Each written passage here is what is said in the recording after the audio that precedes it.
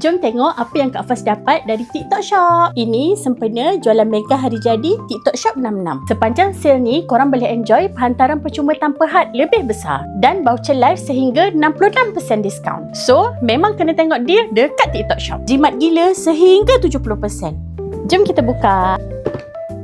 First item, Dream Princess Self Adhesive Lashes Set. Untuk yang selalu rasa susah nak pakai lashes, jangan risau sebab yang ni beginner friendly. Apply cepat, lightweight, tahan lama untuk sepanjang hari dan tak irritating pada mata. Next, Beauty's Innovation White Tomato Radiance Boost Hydrating Lotion. Kalau kulit nampak kusam tapi korang tak suka yang berminyak, boleh consider yang ni.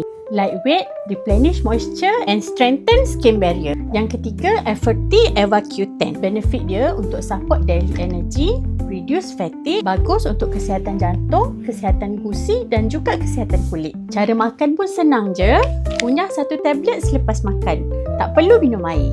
Plant-based, natural ingredient, GMP and halal certified. Yang keempat, Mami Hana Crispy Chocolate Gummy. Luar crispy chocolate, dalam soft gummy. Bagus untuk kesihatan mata dan otak. Budak suka, orang dewasa pun suka. Titan Kids 180 ni tinggi dengan kalsium untuk bantu perkembangan tulang dan gigi yang kuat.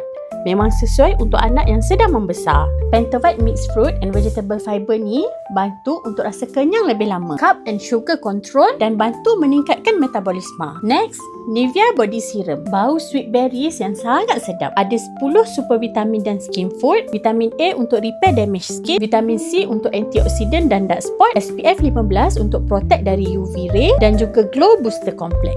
Dia fokus untuk 5D glow skin protection. Lastly, Eucerin Dermopure Clinical Triple Action. Produk ni sesuai untuk korang yang nak fight acne and acne marks. Kalau ada acne concern, boleh check di TikTok Shop. Kalau korang nak shopping, terus buka TikTok Shop dan cari produk-produk ni. TikTok Shop 66 birthday mega sale dari 3 hingga 8 Jun sahaja. Jangan lupa claim free shipping, voucher live dan enjoy jimat gila deal.